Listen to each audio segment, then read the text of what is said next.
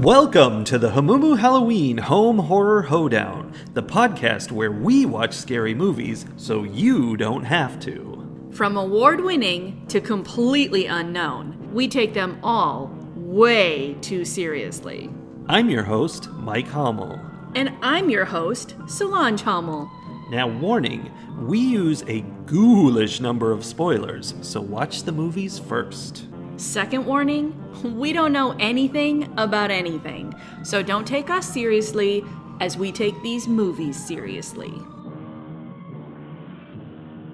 Two major new elements with today's episode of the Hamumu Halloween Home Horror Hoedown? Excellent! I got two of them. You got the last two, dead on. Those aren't the hard ones. Oh. I mean, maybe they are. I don't know. It's all hard. Two major new elements. Two major new elements. Because we have joined our listeners in 2024 at this point. We are officially recording in 2024. So what has 2024 brought us? Well, number one, Christmas presents. Christmas presents? That's right. We now have two fancy professional microphones, we'll say. Fancier than what we used to have. They can't see us. We can say whatever we want. Oh, yeah. Top end, cutting edge microphones that they use. Lucasfilm uses these microphones. They've got shock mounts. They're on stands. And they're plugged into a piece of technology that puts them together and sends them to the computer, whatever that's called. Is that the technical term? Yeah, that's what they call it. It's kind of a long term, but that's the common term. I mean, the greatest part of this is that we got all this new technology, and yet we are still recording in the vastness of our echoey living room. I know. So I'm sure we still sound like we're in a tin can. With these microphones, it's not going to matter. This is technology. It fixes everything. The other new element that we've got going on is, at least in this particular episode, we didn't take notes. And when you say that, by that you mean you literally took no notes. No, I wrote down, talk to me 2023 prime $. Yes. I have half a page of notes. That's which excessive. Which really, relatively, is the equivalent of me taking no notes. But that's my new vibe. My theme for the year 2024. My theme is less is more. Less is more. So I'm going to bring a much better style of analysis and thought to this podcast by not taking any notes and not being too concerned with the details. Yeah, don't be bound to reality. Just blow things out of your brain. Yeah, that's what I'm going to do. Excellent. Now the problem is we don't know what movie we saw. Right, because it was a couple days ago. So, good thing though, you wrote down the name of the movie, Talk to Me, from 2023, which we watched on Prime and paid money for. Talk to Me was an Australian film. Yeah, that's a fun thing to do. We watch Australian things now. We do. We watch a lot of Australian things, New Zealand things, all of those. And it had a, I don't know if haunted is the right word, possessed. I don't know. It had a magic embalmed hand that when you shook hands with it and said the right things, spoilers, talk to me, is the right thing to say. It's a pretty early spoiler. You are brought into this realm where you can see a dead person. Mm-hmm.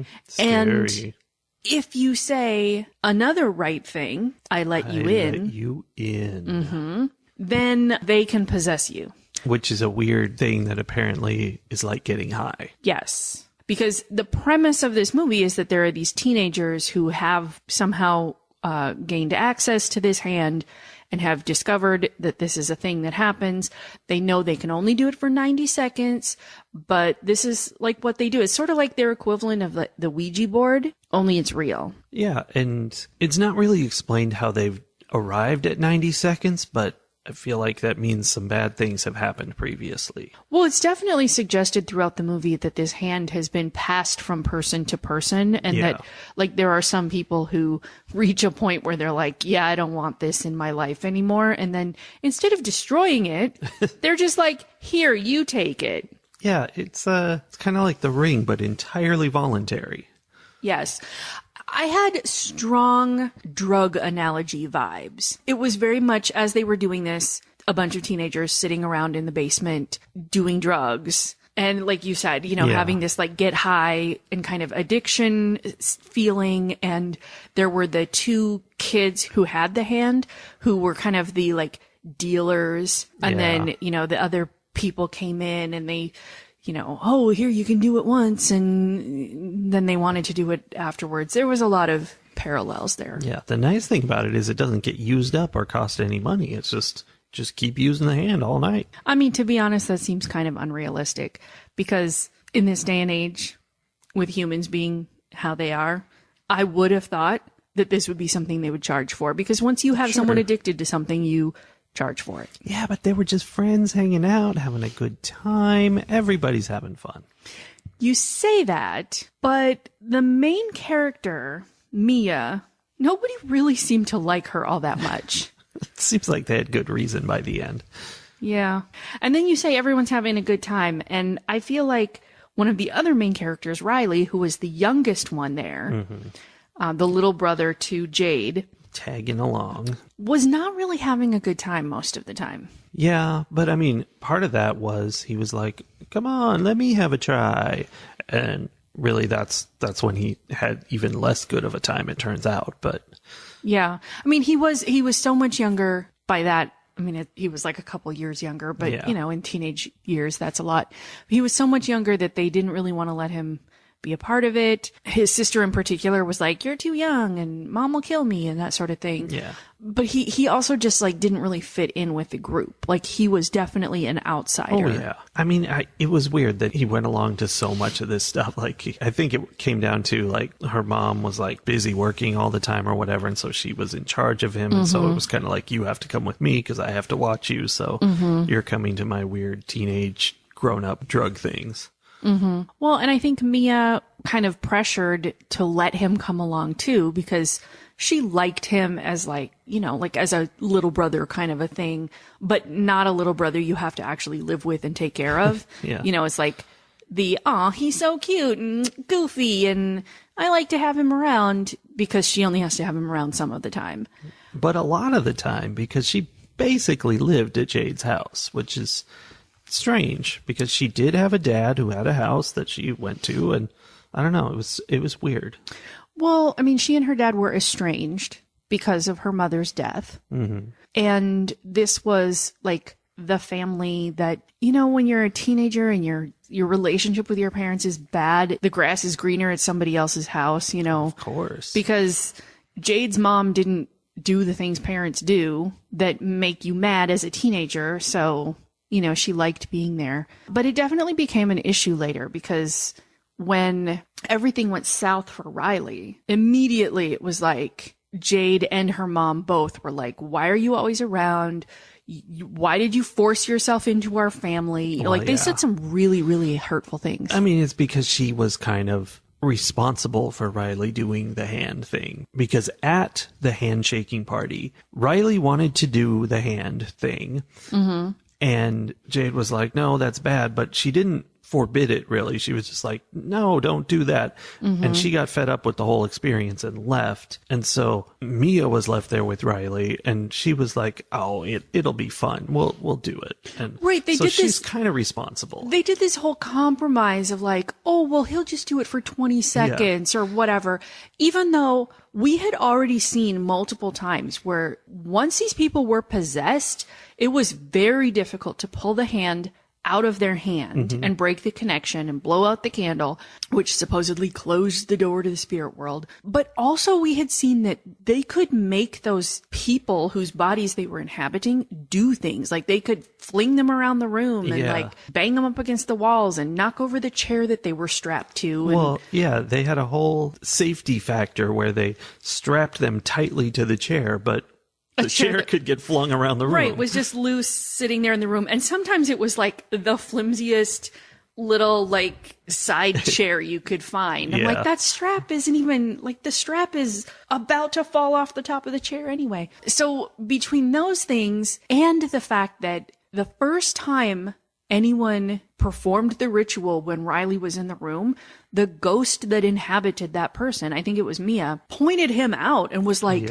they like you. Like, there was so much foreshadowing to suggest that things were going to be bad if he participated. And then Mia was just like, it's fine. We'll just do it for 20 seconds. It's no big deal. It turned out to be a big deal, though. It did. And that's just one of the big deals, though, because before this, Mia had done it for the first time. And again, same problem. They couldn't get the hand off of her after 90 seconds was up. And so she ended up overdoing it, and she started seeing ghosts around afterwards. Hers was just by a little bit. Riley's was by much longer. I mean, it was way worse for Riley because, it wasn't just that the ghost stayed in him, but even during that first 90 seconds, like, that ghost was bashing his head against the table, like slamming him against the wall, it was doing bad damage. Bad. That was very hard to watch. It was self-destruction. Yes. It was horrific. Yeah, so the two of them, I mean, obviously, if you ever come across the embodied hand of a psychic that allows you to see dead people, that whole 90-second thing, very important. Yeah, it's not like a speed limit where you go 5 over. You just stay under. Real simple. To the point where I might almost suggest, cut it off like at, 80 seconds. Give yourself a little time because that hand likes to hold on. This podcast, we like to provide useful life tips, and that's the thing. And this applies specifically to embalmed hands that are wrapped in ceramic. Yes, and covered with all kinds of like writing in different languages. I don't know what it all said, but yeah. So if yours is just a dead person's hand that's not wrapped in ceramic, go for it. Probably fine. However long you want. Yeah. I came away from this movie in my notes with 2 major truths. That's what my note taking this year is limited to, like 2 truths and a lie. Big thoughts that are inspired by the movie, or maybe connections that are inspired by the movie. So my big thoughts from this movie, the first one was teenagers are terrifying. Teenagers, My Chemical Romance told us about this, and it is true. Teenagers are beanbags. That's their song, I think. It was it's something close. like that. It's close. Yeah, they're terrifying. I don't understand anything that they do, and that makes me feel very old. I mean, I know I used to be like that whole scene where there were a bunch of them all just hanging out and being stupid and like yelling and making terrible choices together. Like, I know I was there at one point in my life. And at this stage, at 45, I can't really remember it anymore. It was a while ago. It was a long time ago. As evidenced by the fact that I just picked up my first pair of progressive lenses today. Yeah. Woo. Woo. Anyway, second major truth from this movie, ghosts lie. Right. And they were told that. They knew that. It just didn't click. Whenever I see, in a movie, a hallucination type scene, and they're like, oh, there's my dead grandpa talking to me. I'm always like, okay, sure, you see your dead grandpa, but since you know he's dead, you must know this is a hallucination. But that's not how it works solely. Hallucinations are not just something you see. There's something your brain tells you is real. So it's very hard to dismiss because it's your brain creating it. So it's not as simple as just, visual input that's wrong. It's brain input. It's facts that you believe them because it's your brain doing it. Yeah. And it's hard to wrap your head around that. And in movies like this, I guess in real life too, often it's something that you kind of want to believe. Like, you want to believe that you're talking to your grandpa again. You want to believe that you're getting to ask your dead mom the burning question that you never got to ask her, or find out answers about, the questionable thing, the questions that surrounded her death, like in Mia's case. And yeah, so she like bought in hook, line, and sinker that this was her mom. And she, like, not only embraced the idea of this ghost being around her, but like when she had the opportunity and she had the hand and she did the ritual again, she like did the ritual, found her mom's ghost, invited her in, and then forget 90 seconds. Like, she cuddled up with her for the night, like for a very long time. Like, she was just all in on this ghost thing. Yeah. The movie left it open. There was no point where like the ghost was like looking over her shoulder, looking at us and being like, for a lot of the time you're wondering whether could this really be her mom helping her out, unlike all the other evil ghosts? Here's the thing. Here's how I knew it wasn't her mom. The point after her dad, because, you know, the strain between her and her dad was that, like, she felt like there was something about her mom's death that he was keeping from her. Mm-hmm. Well, he kept from her the fact that it was suicide, and he told her it was an accident, it was an overdose on sleeping pills. He told her it was an accident. So eventually she calls him out on that. He says, you know what? You're right. Here's the letter that she left that was very clear. And then, then immediately after that, like, she doesn't want to hear it. She goes to her room, and we're seeing these two scenes, and we're in the room with her, and the ghost mom is telling her that the dad is lying to her and that he's scary, and the dad is like trying to break in through the door and attack her. And then at the same time, we're jumping to the living room where her dad is sitting in the living room by himself, looking in her backpack and like wondering how he repairs the relationship with his daughter, right? So that was the point where I was like, oh, this isn't her mom. This is a ghost lying to her, and like not only lying to her, but causing her to she thinks her dad is doing something that he's not even doing. He's not even in the room, and she thinks he's attacking her. That came up a lot, where like the person seeing the ghost, we see them like interacting with something that turns out to be a ghost, but we feel like it's something really attacking them or whatever. And it turns out they're just completely wrong about what's happening, and they might be sucking on a real person's toes themselves or stabbing their dad in the neck or whatever. You never know. Yeah, it was a rough life for Mia. It was very tragic. Yes. For sure. So we bring these two pieces together. Mia being possessed by this ghost that she thinks is her mom, and who basically can tell her anything, and she does it. Yeah. And who is telling her that the world is out to get her, basically. And Riley, who is possessed by like all the other ghosts all of ever, and is like in a coma because of what happened. And Ghost Mom sends Mia to go put Riley out of his misery. Well, it is putting him out of his misery, but it's what will save him, because they've been told repeatedly that if you die while the ghosts are inside you, they have you forever. And somehow her mom is like, oh, if you kill him, it'll be great because I'll save him and pull him away. No, nothing Mia saw in the whole movie was real. It was all nonsense. Yeah. She was being exploited. By whom, though? Ghosts. So the ghosts were real. Ghosts are liars. I learned that on this podcast. Yes, indeed. Wait, so the ghosts were real, they just weren't who they portrayed themselves to be? Like there were spirits or demons or something pretending to be. Yeah, it's like everything that they showed her was false.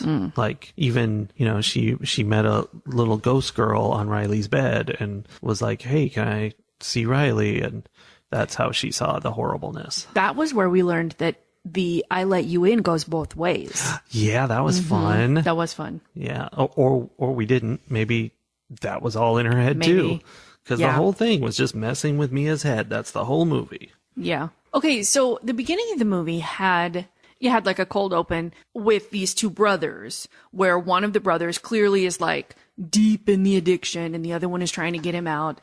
And the addicted brother stabs the other brother and then stabs himself. And then we jump to this other time.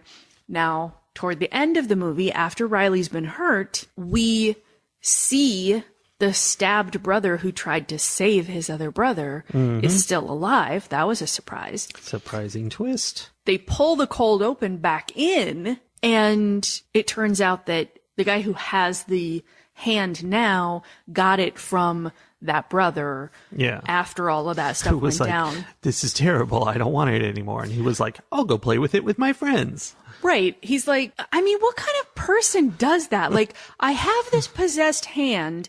It caused my brother to hallucinate our dead father, stab me, and then stab himself to death. Here, you can have it. Yeah, I don't want this anymore. Someone else should have it. You know what it is? I have the same issue. It's frugality. You know, you don't want this hand to go to waste. Somebody should be using it. Yeah. I mean, I feel like that's on par with people who like donate expired canned goods to the food pantry. Sure. This might kill me, but you seem desperate. Yeah. And just like that, it causes hallucinations sometimes. Right. Let's go grand finale style. Okay. I'm ready. Mia is at the hospital. She finagles being alone with Riley so that she can murder him. Mm-hmm. I might not be remembering this right. She can't bring herself to do it directly, so instead she gets him in a wheelchair and runs him out. Or is it... I don't remember what the situation was at the hospital, but whatever happens, she decides she puts him in a wheelchair and she takes him out to the road, because if it was a case of I can't do it here, the easier thing to do is to throw him into traffic. I don't know. But that's what her plan was. I feel like there was some element of I can't do this myself, but you know, if I just throw him in traffic, then the car is going to hit him, and that's not me. I guess. But I don't know. Was playing on the earlier scene where Mia had picked Riley up after, I don't know, some practice or something at school, and they were driving home, and there was an injured kangaroo in the road. Yes. And Riley was like, you have to put it out of its misery. And Mia couldn't bring herself. I mean, I guess what he wanted her to do was run it over again. Oh, that's at least where she started to go. And she ended up not being able to, and she didn't, you know, she just drove away. And there was like this guilt around letting the kangaroo suffer. Yeah, which ties in big time. Yeah. So now she is having a hard time doing this herself with Riley to put him out of his misery. And so she decides to take his wheelchair like across a field and down a hill, and she's just gonna like dump truck drop him into a busy like freeway. Yeah, and hope he gets hit. And if he doesn't, then what's she gonna do? Scrape him up? Which, I mean, I don't know that I could do any of it myself. Like I've never like intentionally killed another living thing that wasn't an insect or a fish. Mm-hmm. But I do kind of understand the idea of like this creature is so damaged, there's no saving it. The humane thing to do is to stop its pain. Mm-hmm. Which, aside, is a thing that we believe for animals but don't believe for human beings. I mean, there's battles about it for human beings. There's there are people on the other side who not very fight many, with though. it though. There are a lot of people who would be like, of course I would put my dog out of its misery. Mm-hmm. Okay. Anyway, running something over with a car in no way feels like the humane way to do that. Not for a kangaroo, not for your friend's possessed little brother. Yeah, it gets even less humane when what you're doing is rolling him down a hill and flinging him into traffic and hoping that kills him. Like that's real sketchy. Right? But she was not of sound mind. She was of sound mind with the kangaroo, though. And when he wouldn't, I mean, he was the one who wanted it to happen. And when she wouldn't do it and she left, she did say, like, well, someone else will come along and hit it. I'm like, what? See, she really likes to rely on cars being out there in the roads. I guess so. Anyway, it doesn't come down to that. No. Because Jade realizes she has been tricked into leaving her brother unsupervised and rushes back and gets there just in time. This is the question. To either cradle her brother by the side of the road after Mia decides instead to throw herself into traffic, or to sneak up behind Mia and shove her into traffic, saving her little brother. And I don't remember which of those things happened. The trouble with this movie is that we paid to rent it, so we can't just go back and look. But we had different ideas on what happened there, I think. And I thought that Jade came up and pushed Mia to save her brother. I think more so the trouble with this movie is that it was simultaneously not interesting enough and also too chaotic at the end for us to know what happened. They didn't show it. It was definitely like she came up and then Mia was in the road. It jumped ahead to that. Yeah. And so we didn't really see, but the impression I got was that she shoved Mia. My impression was that Mia at the last second, like, regained some control of her body, flung herself into the road to stop the demon from killing Riley, and that Jade happened to be there just in that time, and like, you know, and then there is comforting and holding on to her brother, you know, but showed up after the fact. Yeah. I honestly don't know what happened though.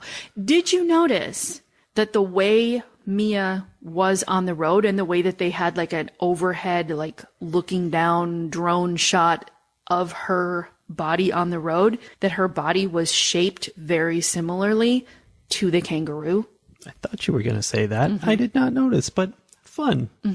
So this whole movie was her penance for not murdering the kangaroo properly. I don't know. I guess. So I guess there's something to be said about Jade being the one to save her brother. But I liked the idea that there was still some part of Mia left inside, and that at the last second she was able to like have a little bit of redemption. I mean, she has killed her dad. She has done all kinds of terrible things, but that at the last second she has this moment of redemption in saving Riley, because she really did, like, she loved him like a little brother. Like, she did not want to harm him. Well, I mean, from my point of view, you're saying, you know, you keep saying she regained control and stuff. From my point of view, I don't think she ever was out of control at any point. I feel that she was just misled, you know, like she was choosing to do all of these things because of what she was seeing and thinking. So I think whether she came back and decided to get rid of herself versus him, that was just, I don't know, making a good choice. It's redemption, definitely. But I agree. I think it was a mental thing, but I think it was like she had a moment of clarity where she realized what she was doing. Because like when she killed her dad, she didn't know what she was doing. Like she did not know. She thought she was fighting for her life against him. So it felt like she was in this haze of what the ghosts were telling her, and, you know, the hallucinations were telling her. And then at the last second, she had a moment of clarity and realized that she had a decision to make, that it was her or Riley. And she decided self-sacrifice rather than harming him. And, you know, considering that earlier on, the reason he got hurt was because she was careless with him. I mean, essentially, she let him do something dangerous. When if she had said, absolutely not, you are not allowed to do this, none of this would have happened. Yeah, it was really on her. This was all about her mistakes and problems. Yeah. Ratings. I found myself engaged in this film, Solange. It's got a lot of things going for it that really appeal to me. It is a small scale story. It's not, you know, the end of the world. It's just these people in their own little personal danger. It's very clear cut about what it's doing and how the rules work and whatever. Like, it all made perfect sense. I was never like, they can't do that. It's all just what it was. Just visions and tricking people. It was very personal, like emotional, like all the people, like they all had reasons to have the issues they had, and they were coming at each other and getting real mad at each other about all kinds of things. And I like how it resolved. So all good things. I just think it was good. I just found it fast-paced and enjoyable. So good movie. And I think it's an interesting new story. Like, it doesn't match up with anything else I've seen, really. I mean, it's possession and it's Ouija boards and that kind of thing. But also it took this idea, you know, the drug metaphor of them hanging out and having parties with this thing, which I thought was going to be really bad because it was so, you know, it takes the supernatural, makes it mundane. Like, you know, hey, we're just using it over and over again and doing this. And it did start out feeling like that, but then it took it to places to where, oh, it is a problem. And it started off as a small problem and it got bigger and it became terrible. And I like that. So I just overall, it was a real positive vibe for me. So I enjoyed myself, and I'm going to give it 4.5 scissors out of 5. Okay, that's fair. I don't disagree with any of the things that you said. I especially agree with the idea of how well they did the drug metaphor, because it was obvious. You know, it's not like they were trying to be sneaky about it or anything. It was very like right there, but it also wasn't, they weren't beating you over the head with it. It was just like, this is what we're doing. We took drugs. Yeah. No, we didn't take drugs. We took the idea of drug addiction and we said, what if possession was the thing you were addicted to? Yeah. And how would it, you know, and then it went bad the same sort of way that drug addictions can go bad. I thought it translated really well. I agree that the movie was done well. And for the most part, I really was engaged in the movie. Like it was new. It was interesting. There was something though about the ending where and maybe it was just me and my frame of mind, or, you know, that I was tired or whatever was going on at the end. Or maybe this is why I have to take so many notes, because I just start to drift after, 2 hours of watching a movie. But I kind of lost the thread a little bit at the end. And then because it picked up in pace even more than it already was, and because it was a little chaotic, I mean, that's the horror form, right? Like it was intentionally disjointed and whatever. Didn't know what was going on all the time. Right. But that combination of things leaves me feeling like the end was kind of not as tight as it could be. So I don't think that's necessarily true. I think it was probably fine. You don't have to blame yourself, but if you can blame the movie. I wasn't going to blame myself. I was going to say I think the movie was probably tight enough at the end, but if it didn't hold my interest enough, then it doesn't matter if it's tight, because you're not paying attention. Like there was something that was off, or I was tired. I don't know. So now I am blaming myself. Don't blame yourself. All of that being said, I am going to give it 4 scissors out of 5. It was good. Okay. I definitely think that people would enjoy this movie if they enjoy like kind of traditional horror story kinds of things. I mean, it's the teenagers getting murdered deal.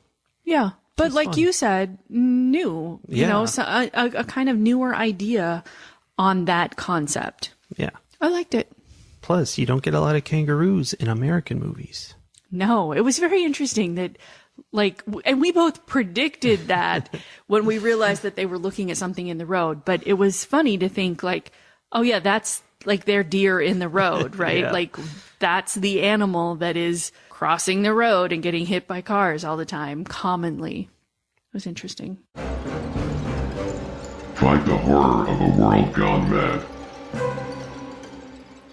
It's 2024, people. That means it's an election year, and that means you're going to have to listen to me go on about politics at the end of this podcast. We've got work to do if we want to save our democracy, which is falling apart at the seams. Indeed. So I'm back with my hot political tip, and where I'm going to start, and the way I'm going to connect it to this movie, is that because 2024 is now, and because the primaries are only a month and a half, 2 months away, and because the general election is only 10 months away. Gasp. And furthermore, because our election finance laws are garbage. We are going to be inundated with political ads between now and the end of this year. And like ghosts, they're all liars. Well, that is my political tip. Oh, sorry. My political tip is be careful who you listen to. The political ads are coming. They are 112% propaganda, and you should not base any of your decisions on the things political campaign ads tell you. It's like ghost demons pretending to be your dead mom, telling you to stab your dad. It's exactly the same, yeah. Very much. So instead, please go meet your candidates if you can. If they are local, go talk to them, ask them questions, read about them, go look up their voting records. There are ways that you can do that. The Texas legislature online has the voting records of all of your Texas senators and House Representatives. And Congress.gov is where you can go to look up all of the voting records for federal bills. So your U.S. senators and House representatives. There are ways to see how they voted. That's going to tell you what they're going to do in the future, not whatever lies and nonsense they are telling you so that you will go vote for them. Yeah. So don't shake hands with demons during this election season. You could get COVID. That's a whole other rant. COVID's a real deal. Don't shake hands with anybody. Demons or not. I like it. I'm down with that. That's my hot immunological tip. Sounds good. All right, so we're back. We will be back again next week with another movie and more Propaganda. political rantings. Awesome.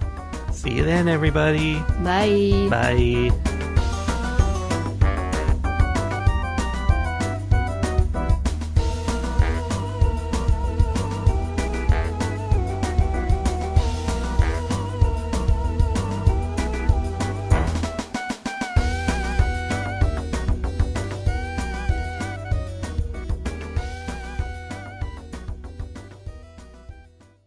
We're here in the studio today with Solange. No, we're Hummel. not doing that. That's this year. not ASMR. That was a 2023 That wasn't thing. ASMR. We're not bringing that into No, 2024. it Leave it wasn't. behind. I didn't bring it.